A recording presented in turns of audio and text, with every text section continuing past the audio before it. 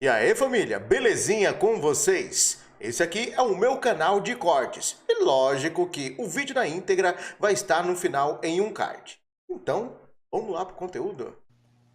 Felipe, Perfeito, Wesley. Dúvida nossa, e aí eu sei que é de várias pessoas.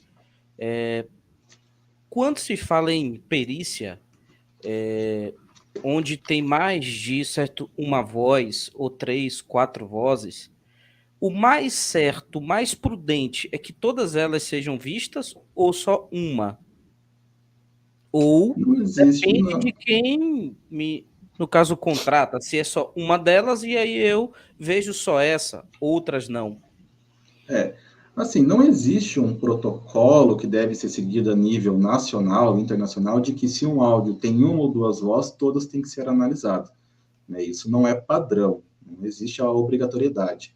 Mas se for o objetivo do cliente no momento da contratação, um áudio de duas, três, quatro pessoas, ele identificar todas, é o objetivo ser todas. Se ele falar assim, eu quero identificar somente uma vai ser identificada conforme o objetivo dele.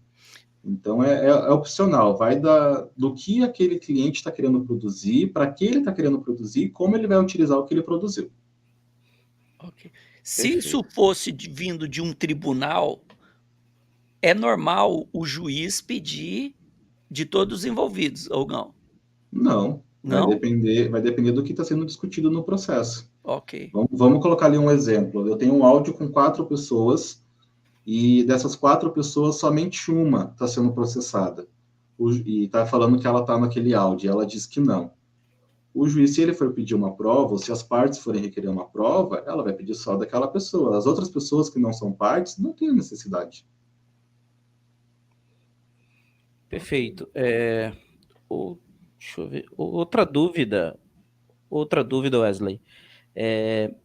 Quando se fala nesse caso, que aí todos sabem já qual foi o foco da sua perícia? Foi o áudio ou foi o vídeo? A Porque minha há perícia, ela essa foi, dúvida. sim, ela teve dois objetivos, né?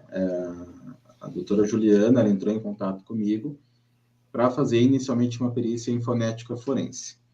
Então, foi perguntados a triagem que a gente faz normal para fornecer um valor, um orçamento, e após isso, no momento da contratação, foi solicitado também a integridade. Então, foi contratado dois serviços: fonética forense, que é em relação à voz, para saber se aquela voz era de uma mesma pessoa ou não. Até então, não sabia que seria a Leia. E a segunda perícia, que é a integridade do arquivo, não é nem só do áudio, nem só do vídeo, mas do arquivo como um todo. O que seria essa integridade? Verificar se ele é verdadeiro, se ele é falso, se é editado, se não é. Então, foi para esses dois objetivos que eu fui contratado. Perfeito. Então, assim, basicamente, não só foi visto o vídeo, é claro que ele é partes de áudios e aí vídeos e fotos, clipes. Então, isso torna-se uma montagem, ok, ótimo. Mas também foi visto no caso, forma separada o áudio. Essa foi no caso, principal dúvida, principalmente quando vários leram deixa eu ver, laudo técnico seu, que certo, Uhum. deixa claro que foram duas peças. Sim, o Isso. vídeo e sim o áudio. Só que, mesmo lendo isso, o público ainda tem dúvida. Mas espera aí, ele disse que o vídeo foi visto, mas o vídeo é claro que é uma montagem. E sobre o áudio? Só que na última página estava falando sobre né, O áudio. também áudio. Então, É, há essa certa mania do público de quando lê algo, para-se por ali e fala, opa, então eu já sei. E aí não segue esse fluxo para ver todo o laudo.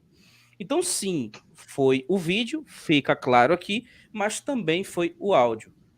uhum. Beleza, Wesley, obrigado, tá? Isso. Só uma coisa bem importante a gente falar, a análise de integridade, ela, apesar de, como você falou, é óbvio que o vídeo é uma montagem, a gente consegue ver isso claramente, qualquer pessoa entende, Mas não só a parte visual foi analisada a integridade, como o áudio isolado também teve a sua análise de integridade. Né? Então, a análise de integridade foi de imagem e de som, não somente da imagem. Então, quando a gente fala assim, que é óbvio que é uma montagem, para quem fez o vídeo, sim, mas e o áudio? O áudio que foi utilizado para compor aquele material visual, ele era íntegro também? Era essa a pergunta que foi respondida na conclusão. Ok, Wesley, obrigado. André Carpano. Algumas pessoas estão fazendo a seguinte pergunta aqui, né? Eu acho importante. Eu sei que você já comentou isso, mas tem que ser taxativo, que algumas pessoas entram no meio da live, né? Não pegaram a parte que você explicou. Foi a Leia que te contratou? Não. A Leia é a periciada. Hoje ela é periciada. Quem me contratou, quem entrou em contato comigo, foi a Juliana, a advogada. Então, a Juliana, ela veio, ela informou a necessidade que ela tinha, ela passou por um processo de triagem, foi apresentada uma proposta. Quando essa proposta foi aprovada pela cliente dela, foi que ela me encaminhou os materiais, o contrato já estava assinado, ela me encaminhou os materiais e eu tive ciência do caso. Aí eu fui descobrir que era Leia, que estava um caso polêmico, mas antes disso eu não tinha conhecimento.